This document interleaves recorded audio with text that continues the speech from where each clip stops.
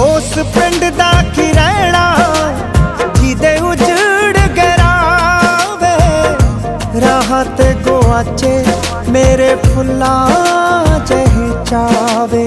सी मुकदमे ता लखा ते मैं एक चों बरिया, इको दुख रहना तेथों दूर हो के मरिया, इको दुख रहना तेथों दूर हो के मरिया।